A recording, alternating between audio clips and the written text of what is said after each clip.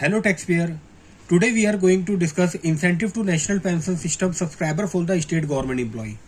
मित्रों, जैसा कि आप सभी जानते हैं कि हमारे पास सेक्शन 80 CCD है जो कि एनपीएस कंट्रीब्यूशन से डील करता है and this is a deduction under section 80 CCU to 80U.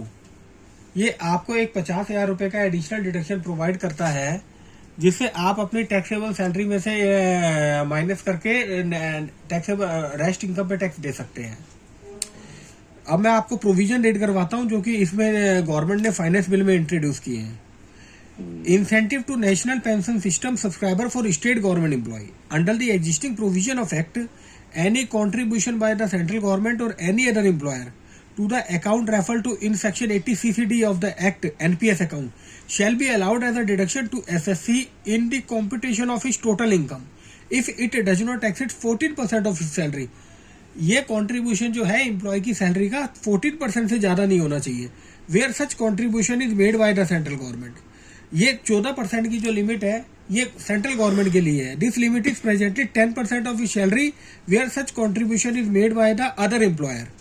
अगर सेंट्रल गवर्नमेंट के अलावा कोई पब्लिक सेक्टर अंडरटेकिंग है, कोई स्टेट गवर्नमेंट का एम्प्लॉय है, कोई लोकल अथॉरिटी का एम्प्लॉय है, उसके लिए ये लिमिट 10% है. The state government were given N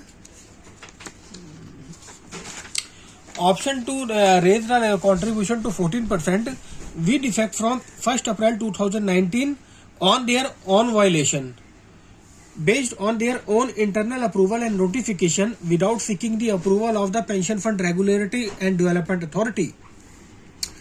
In order to ensure that state government employees also get full deduction of the enhanced contribution by the state government, ये finance bill में ये बात साफ कही गई है कि स्टेट गवर्नमेंट एम्प्लॉय को भी फुल डिडक्शन मिलना चाहिए enhance contribution by the state government. It is propose to increase the limit of deduction under section 80 CCD of the act from the existing 10% to 14% in respect of contribution made by state government to the account of each employ.